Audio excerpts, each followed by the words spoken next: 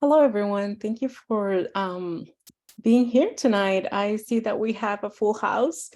So I'm going to get started so we can have enough time for questions. And for those of you that it's the first time you participate in Citizens Utility Board presentation, we are the Citizens Utility Board. I am the outreach director at CUB, and my name is Yvonne Requa. For those of you that are not familiar with CUB, CUB is a nonprofit organization that advocates for consumers' rights. We also promote energy efficiency. We do have a hotline where you can call with questions and complaints regarding your utility bills. And well, tonight we're going to be talking about cutting your TV costs. So I first want to get started on explaining what the choices are for TV currently. So we currently have the main three choices are cord shaving, which is kind of getting rid of services that you don't really need or you don't really want or use, so that you can cut the costs of your bill. The second choice is cut the cord completely. That means getting rid of your cable service altogether. And the third choice will be cord stacking. Cord stacking is when you add services to what you currently have. But that is not always the best option because that is not always the cheapest either. So some of the tips to reduce your cable bills or your cable costs. The first thing you need to do is ask yourself a few questions.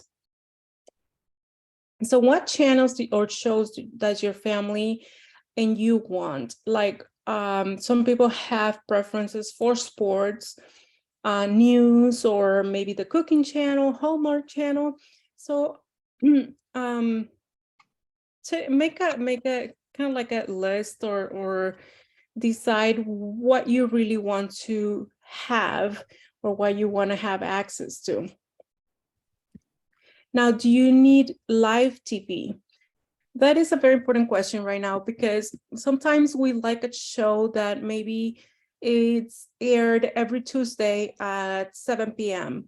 But it turns out that you're not going to be able to attend and you miss it.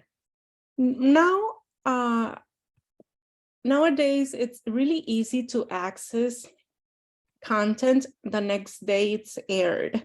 So if you really consider if you really need TV, live TV. Do you need premium channels? Premium channels are those like HBO, Stars, kind of like the movie channels that we used to pay a lot for a subscription with cable plans. But nowadays, some of these offer very low monthly rates, but there's also there are also a lot more options that you can choose from to watch TV and movies that are coming out recently. So do different people in your home need to watch different shows at the same time? That leads you to think whether you need more than one cable box. Maybe if it is just you in the home and you have two TVs with two cable boxes, but you only use one, then maybe you can downgrade or get rid of one of the cable boxes and save that monthly rental fee. Now, also consider your lifestyles. Does your schedule allow you to watch TV as they air? Or shows as they air. This is like pretty much what I was saying in the beginning. Like sometimes you're not home when a show is being aired and you miss it. So you might want to find a way to watch it the next day, or some people have the VCRs that record the shows and then they watch them later. Do you want to fast forward, rewind, or pause your shows? If the answer is yes, then maybe the VCR is an option, but I'll also talk about other options later on. So now that you have ask yourself those questions and answer them, it's time to contact the cable company. And the first thing that you need, that I suggest that you do, is take a look at your current bill and check line by line, and take a note or make note of the charges you don't understand, so that you can ask the representative, and maybe you can find some of those charges can be removed. Also, when contacting the cable company, I recently did this, and what I am a customer with Xfinity, and I have tried calling them, and I have been on hold forever before I can speak to a representative. So last time I needed to contact Xfinity, what I did was, I have my online account. I went online and I tried the chat. So what I did was I requested the cancellation department right away. I told them, I typed in cancel service, and within like 2 minutes, someone was calling me already. And that's the department that you want to get. Actually, the cancellation department is the department that has the most power to offer you a better deal. When you call the hotline or the 1-800 number, you get a sales representative, and they are allowed to offer promotions that are already like made for either new customers or existing customers. But when you need to cancel your service, that representative is going to transfer you to a different department, and that department's job is not to cancel services, but to retain customers. So they will likely offer you a better deal.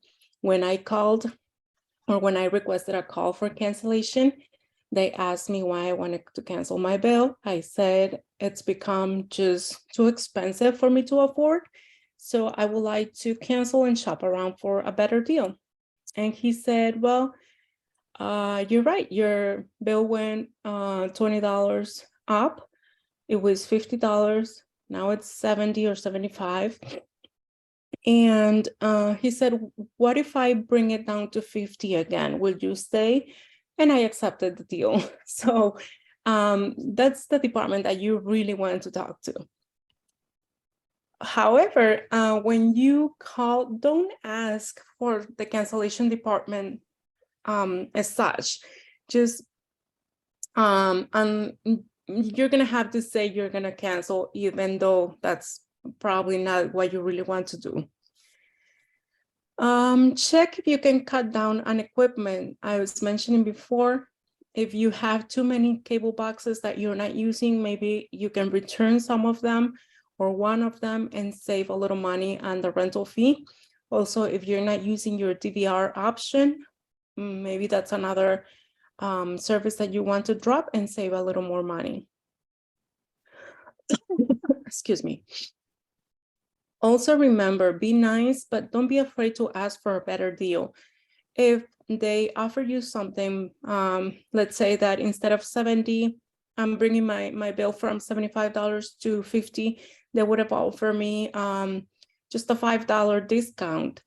I would have not gone for that. I will probably keep negotiating.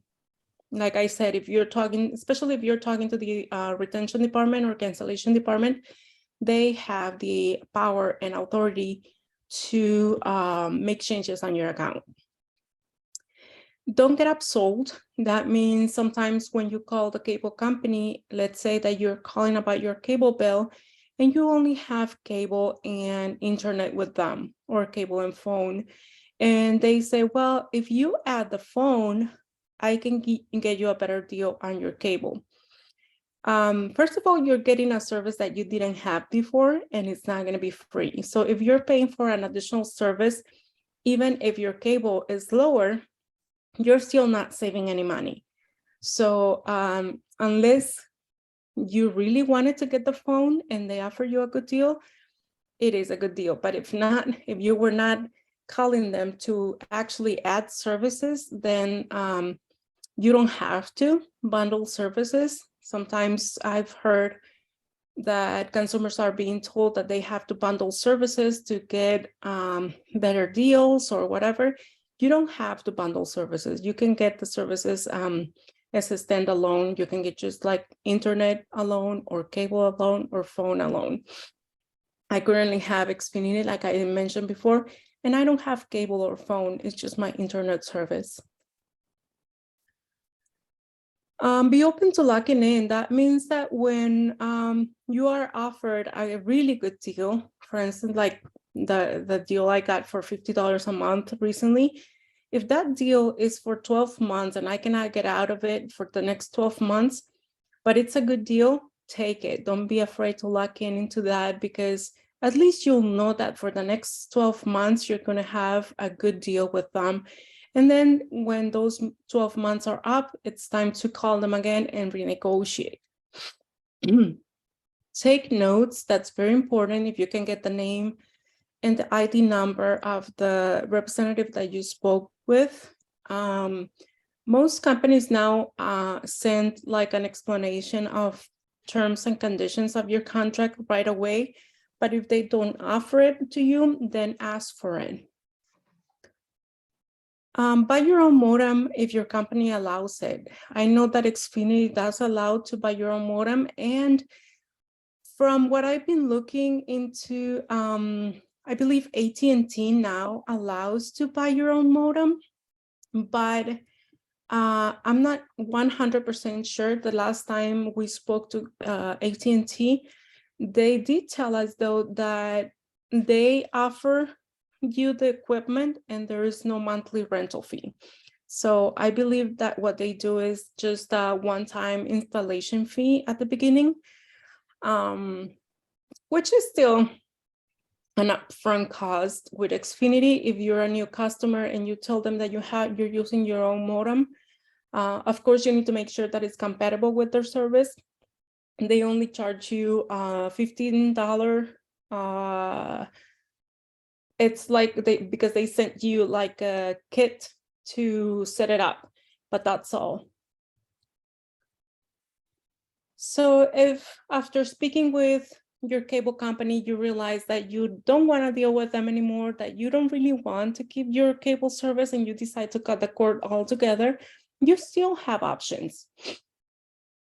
One of them is buying a TV antenna, and what we have now in the market are the digital TV antennas.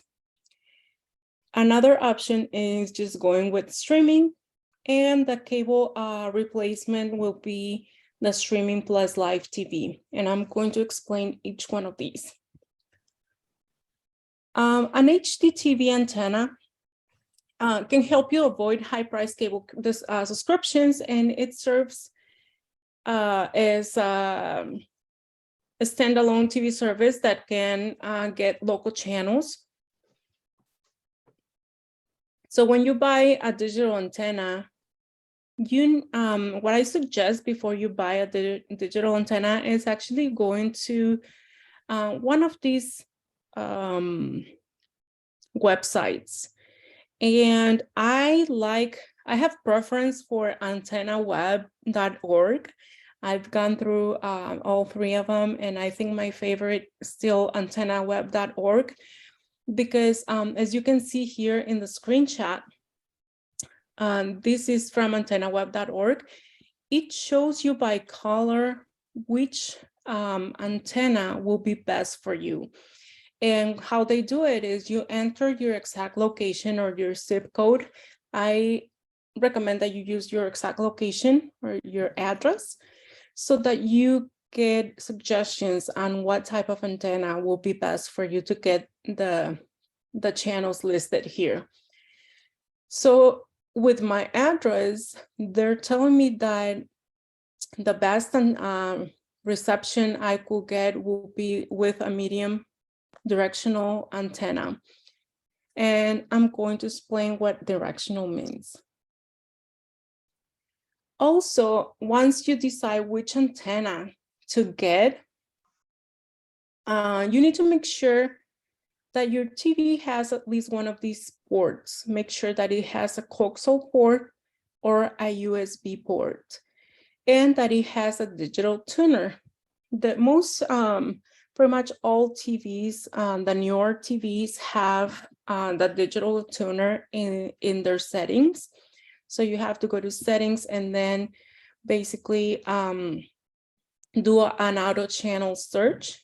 That means your TV is going to scan, once you plug your antenna in, it's going to scan for available channels and kind of like programming your TV to the channels that are available to you. Now, there are different types of antennas. Make sure that you get the right one for you. There are directional and omnidirectional antennas, amplified and non-amplified, indoor and outdoor antennas. So an amplified antenna will allow you to get signal. Your range will be farther and wider, and so you can get signal from different places. A non-amplified antenna will probably just be able to get signal from the closest tower to your home. A directional antenna will be only able to get signal from the closest tower to your home, but an omnidirectional will be able to get from different towers. However, if you live in the suburbs, a directional antenna will be better because an omnidirectional antenna can also create problems. These omnidirectional antennas are best for people who live in the city or that have many buildings around. But if you live more towards the suburbs, it's probably better to get a directional antenna.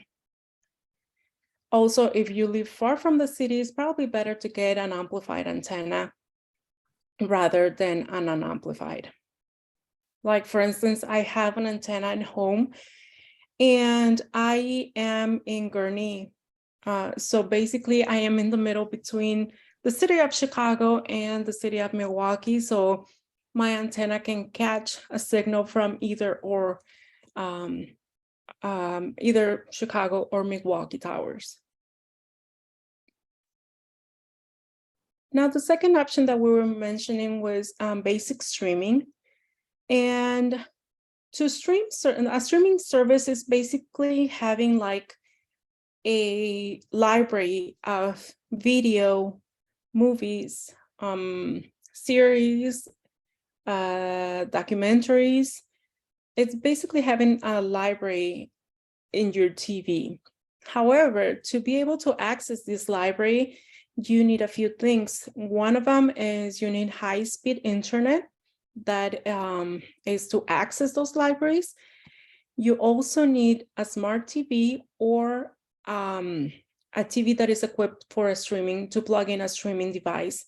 And the streaming devices are something like this. It can be either Roku, this is a Roku, this is Apple TV, Amazon Fire Stick, and Google Chrome.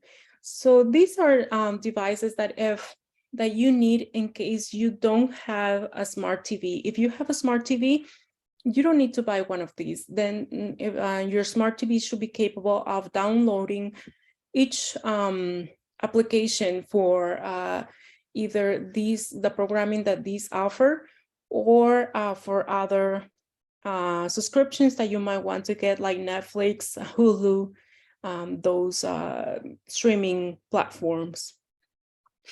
Now, if you do not have a smart TV, then you need to make sure that your TV has the adequate ports to connect a device, a streaming device. And these ports will be an HDMI connector and or a USB connector.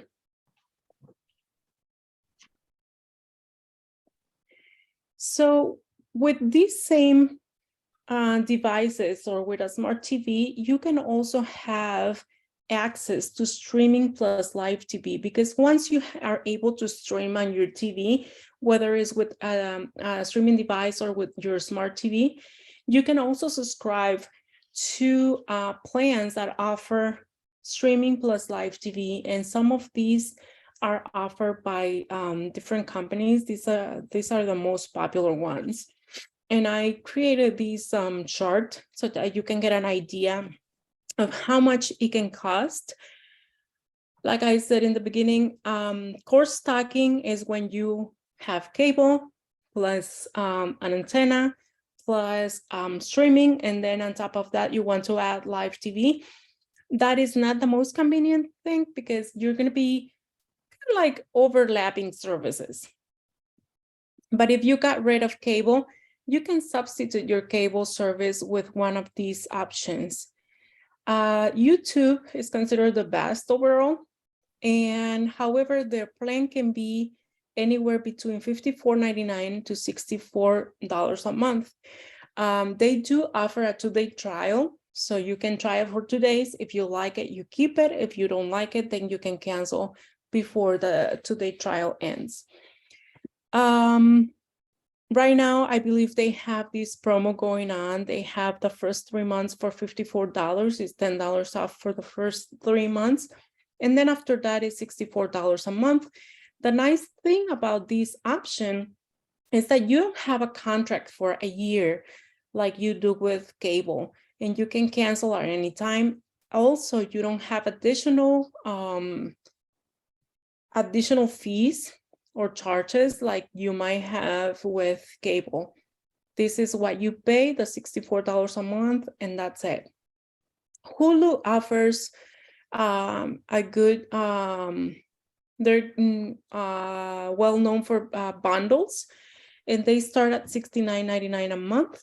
However, they do not offer any trials. Fubo is good for streaming live sports.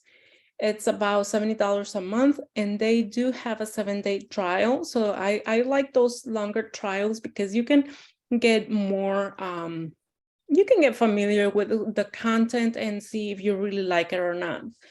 Sling TV offers different tiers of different plans.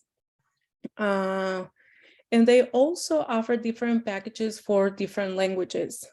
So that's what's good about Sling. They are between $34 and $69 a month, and they do have a 5-day trial. Now, Philo is one of the cheapest that we have found in the market, and it's a good option for like the basic live streaming channels. They do offer a 7-day trial, and the cost is $25 a month, which is very affordable. Best plan options is offered by DirecTV Stream. DirecTV used to be a satellite service. They used to be kind of like the dish service. Now they offer the streaming option. And when you first start service with them, you get the $50, 50% off your first month, and then it's $40 a month. They do not offer a trial. All they do is they give you a $20 discount for the first month. Vidgo, I am not really familiar with that. I just discovered it recently. I have never tried it, but it seems that it's a good option for basic TV, and it's $40 a month. However, they do not offer a free trial, and that's probably why many people haven't really heard about it. So I created this chart just to give you an idea of like what I do at home. I do have an HD TV antenna, and that costs me $30. But I don't have a monthly fee with my antenna. I don't have cable, so when I want to watch live TV or the local channels, I watch them through my antenna. I don't have any streaming devices because I have a smart TV, so I can stream on the TV. Streaming services, I do pay a subscription with Netflix for $14.99 a month. And as additional streaming services, I have a bundle with Hulu, Disney Plus, and ESPN.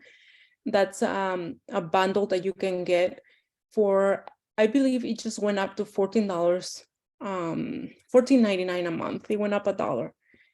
And I pay, now I'm paying $50 a month for my internet service.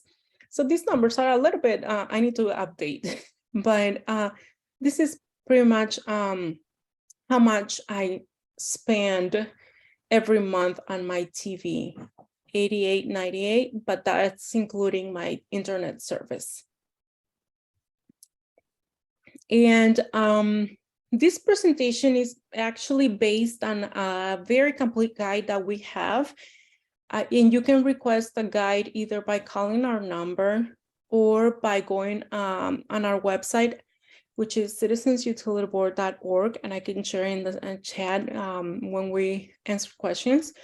And you can get a download PDF version of the guide, or if you prefer a printed version, you can give us a call, we can send it to you. And I would like to take a break right now to answer any questions that you might have on cable before we move on to the other part of the presentation, which is robocalls.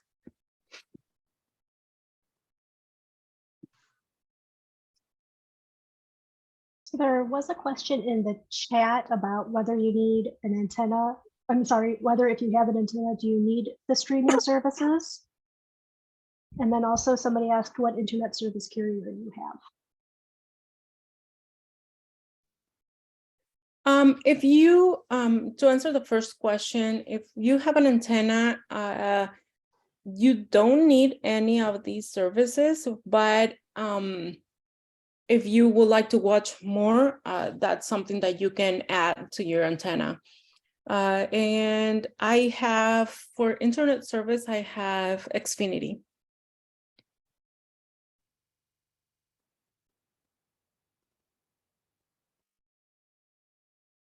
And thank you for sharing the link to request the guide. Can I talk? Sure thing.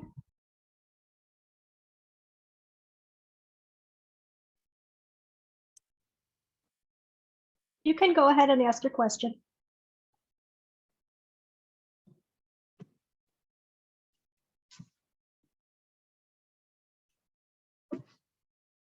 Okay, we'll give a few minutes. I can answer some of the questions in the chat. Someone is asking about Verizon instead of Xfinity. I have never tried Verizon, but they do offer internet service for home now. I believe that that can be a good service. I think Verizon is one of the companies that offers that has wide coverage in the nation. So, but I have never tried it. I don't know what the price will be compared to Xfinity or AT&T. And another question is, if you have an antenna, does each TV need to be connected to it via a cord or some kind? Yes. So a digital antenna works mostly just is good for one TV. However, there are outdoor antennas, outdoor digital antennas that you can install on your roof, and then you can run different cords to your TV, just like the old days. And they will function for different TVs.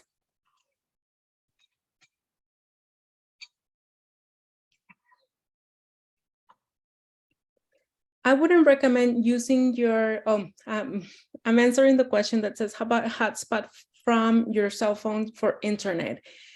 For streaming, I wouldn't recommend that because that will probably use up all your data. It's not recommended for streaming unless you have like a huge amount of data available on your phone, but it's also not going to be ideal for the speed needed for streaming. So if you want to stream in your home, the best option will be having Wi-Fi. Okay. Yeah. Thank you, Esther. My friend uses that hotspot at home, so that's why I asked. Yeah, it is good for like short videos, but if you want to watch a whole series, it probably it will probably be the best. She watched the Netflix through hotspot. So that Yeah, is okay. so that will depend on how much data she has available on her cell phone. I know that many companies now offer unlimited data, but after a certain amount of data, it slows down. So if you Is want the it, best quality, I mean, it's not yeah. impossible, but it's not the best option. Okay. Is it different for the, she watches on her laptop? Does it make any difference where you watch?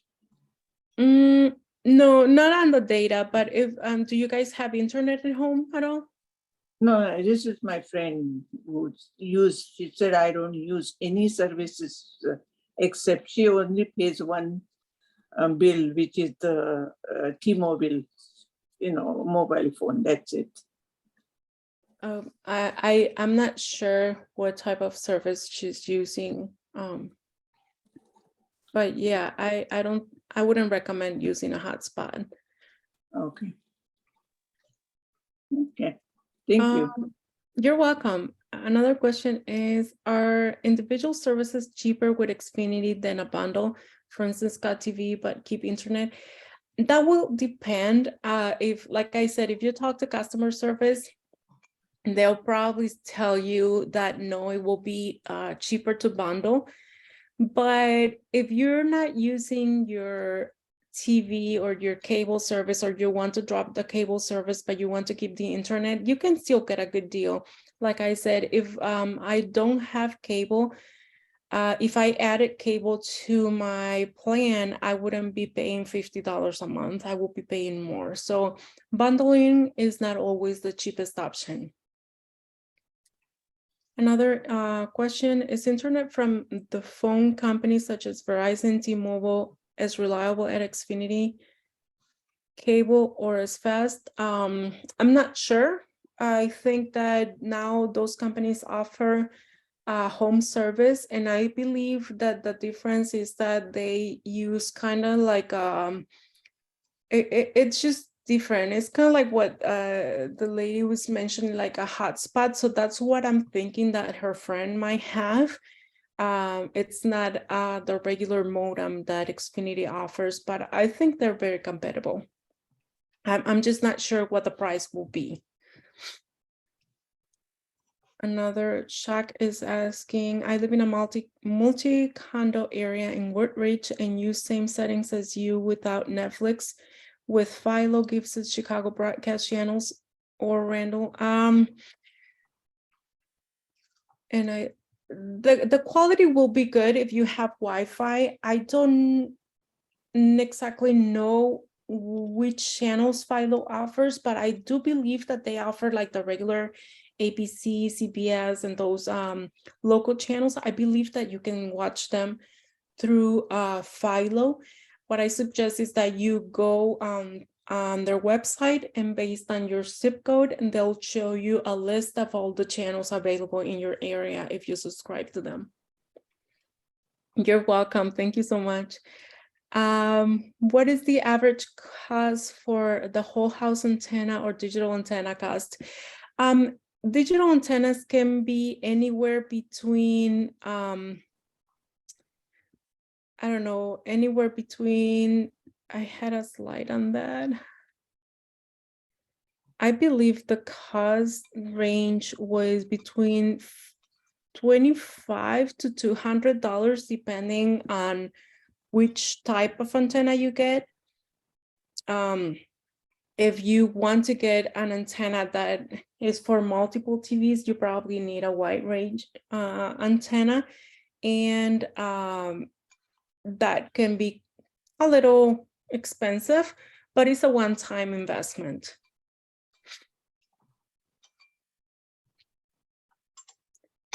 Are there any other questions about cable before we move on to robocalls?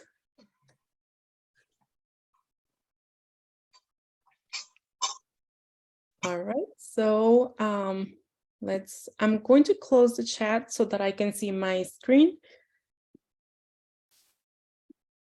All right, so the main question we get is, what's a robocall? A robocall basically is a pre-recorded message from a computer generated dialer or source. In Illinois, we are currently ranking number 7 in the nation with this as the state with most robocalls, or among the states with the largest number of robocalls. And you might ask yourself if those calls are legal. Well, they are only legal if they are not sales calls, unless they have permission from the FTC, and they need written permission from the FTC to be able to do marketing over the phone. Some of the allowed pre-recorded messages can include information calls, debt collectors, from or on behalf of politicians and health providers. Also, your bank, your phone carriers, and charities can also send you a pre-recorded message.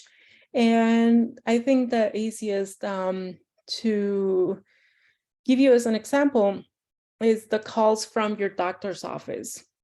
You might get reminders if you have an appointment. You might get 1 or 2 reminders either over the phone or by a call or a text. And also your pharmacy. Sometimes pharmacies call you when your prescription's ready, things like that.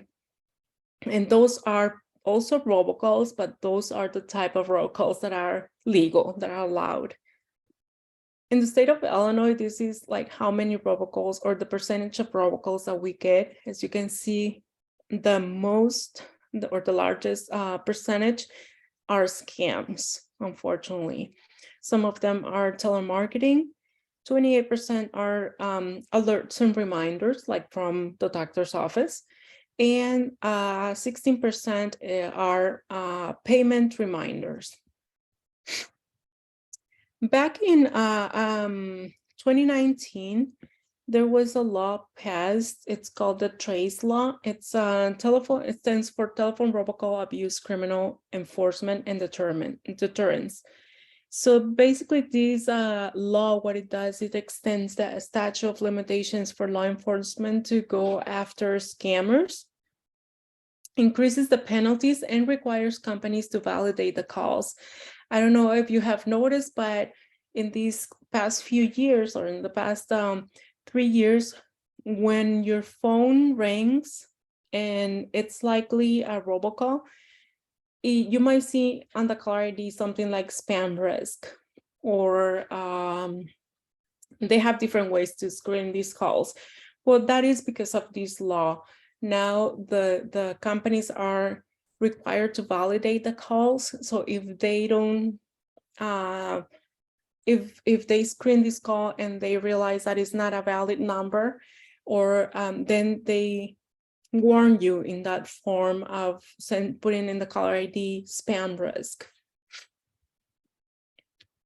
Now, some of the common scams are spoofing. Spoofing is when the robocaller or the scammer is using a number that has either the same area code as your number. And they do this because when you see a number that starts with the same area code, you're more likely to pick up, because you might think it's your neighbor or someone in your area, your doctor's office. And so just by seeing that familiarity with the number, you're more likely to pick up and fall for the scam. Other very common scams are the IRS scams, the benefits scams, like someone calling saying that they're calling from the Social Security office.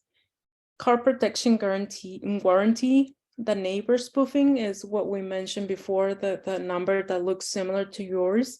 And I've had people told me that they even get phone calls from their own number, which is so weird. The say scam, yes, these are those calls that you might get, and the first thing they say is, "Hi, can you hear me?" They're expecting you to say yes, of course. The Mandarin calls and calls from electric and gas companies. And we talk about these calls a lot, the electric and gas companies, because They're not necessarily scammers. Electric and gas companies are actually legit in the state of Illinois. You have the option to buy your energy from the regulated company or from another supplier, an alternative supplier. However, some of these companies don't always use the most ethical ways to get customers. And sometimes they might call you saying that they're calling either from ComEd or from NICOR, whichever is your service provider. Or they can say, we're calling from the electric company. And when you hear that, well, you kind of like make the connection with ComEd, because that's the company that sends you a bill every month. But ComEd does not call, neither does NICOR or People's Gas, depending on where you live. And they're not going to be calling you to offer you discounts on your electric or gas. Everybody pays the same rate. They do not offer that type of discounts. So be careful with calls like that. And the main thing is never share your information, especially your account number, because once you give them your account number, you're basically just one step away from signing up with them. Now, what to do and not to do during a robocall. Do not answer any questions, especially yes or no questions. Remember, I told you there's a type of scam where the first thing they say is, hi, can you hear me? If you say yes, they can be recording that your voice saying yes, and then they can use that for unlawful purposes.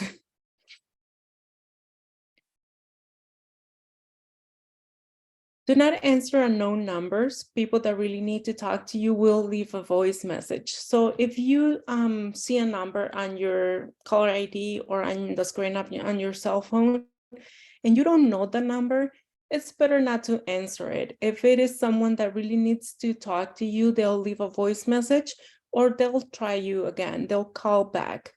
If you do answer the robocall, hang up immediately. And the way you can tell sometimes if it is a robocall usually take about 3 seconds, 2 or 3 seconds to connect. So you pick up, and if there is a silence at first, then that means it's likely a robocall.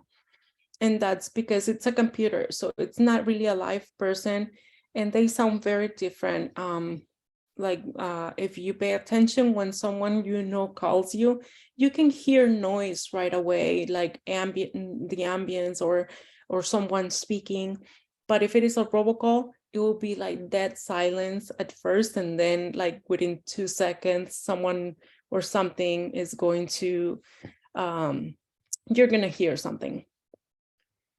Do not call back or follow any instructions.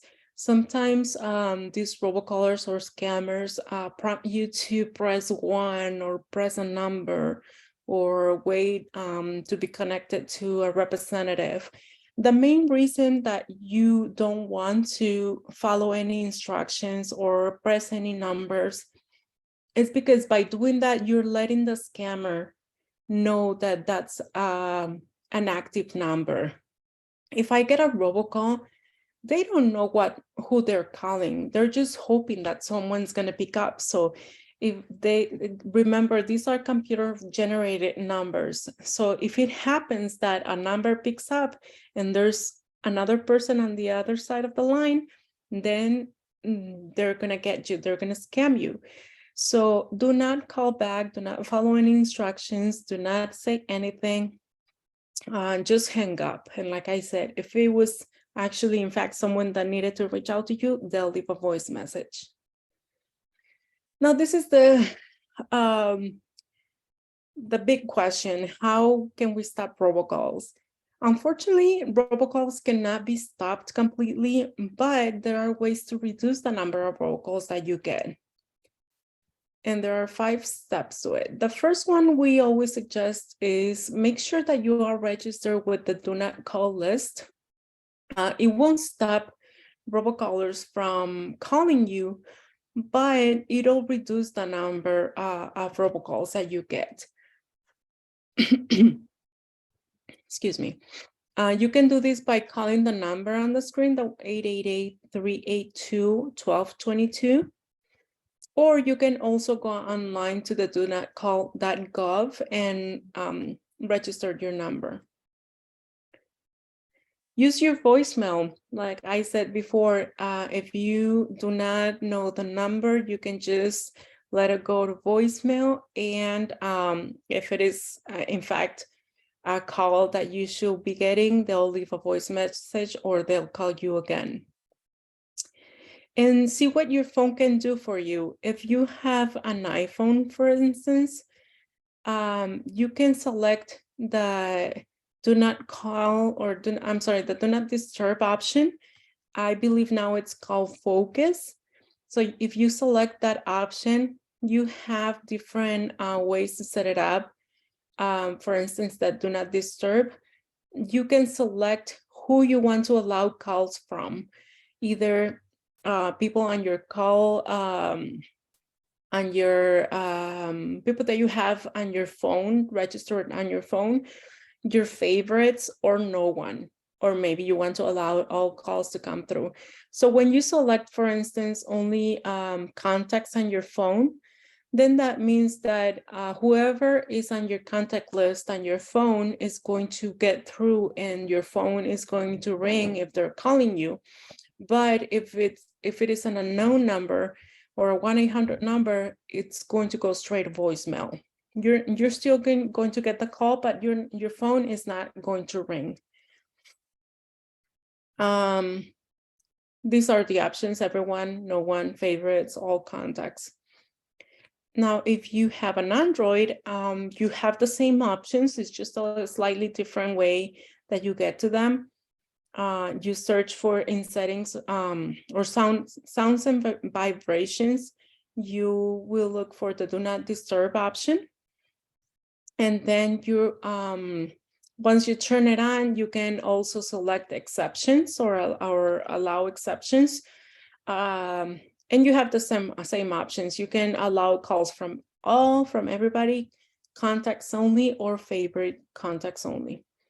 And same thing, anyone who's not in one of those exceptions will go straight to voicemail. Also, if you get phone calls from one particular number and you've been getting different phone calls from that same number, you can block the number on your cell phone. For traditional landlines or house phones, there are also options. However, they're not like voicemail is probably the best. Call blocking services, they do exist, but they can be expensive, and I don't think it's worth paying for that $70 to $80 a month. Also, the AT&T Star 60 service that allows you to block up to 10 numbers, which I don't think is worth either because 10 numbers, it's nothing compared to all the robocalls that you might be getting. The digital phones or VoIP services also offer different options depending on who your company is. For instance, if you have AT&T users, you can go to their website and search for call blocking for digital phone, or call the number and ask them if they can activate that for your phone. Also, Xfinity offers something similar, and you can search on their website for call screening. Also, for your cell phone, you can opt for downloading applications that might help you block some of the numbers or screen some of the robocalls. And these are some of them: the Haya Caller ID and Block, No More Robo, RoboKiller, Truecaller, and YouMail. Some of them offer some services for free. Some of them you have to pay to upgrade, but you can give them a try. And if you find them useful, then maybe you can upgrade to the paid version. And I would also like to share with you our hotline number. That's 1-800-669-5556. and that is the line where you can call with any questions or complaints at CUB. And by questions and complaints regarding your cable, phone, gas, and electric bills. You can give us a call. If you are interested in a CUB staffer to review your bills and provide itemized or personalized advice on how to reduce your cable, electric or gas bills, you can send a copy of your bills to ubc@citizensutilityboard.org. And those emails come actually to me, so I'll assign them to someone at CUB that will call you back and give you personalized advice on how to reduce your bills. Now, if we have questions about robocalls, I can take those now.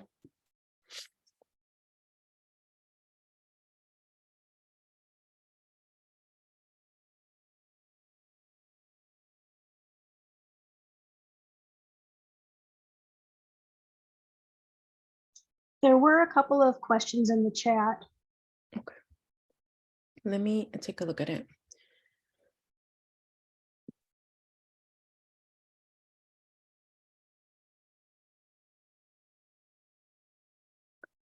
The first question that I see regarding calls is what can be done about phone calls that hijack local phone numbers, which show up on your caller ID, but are really out of area.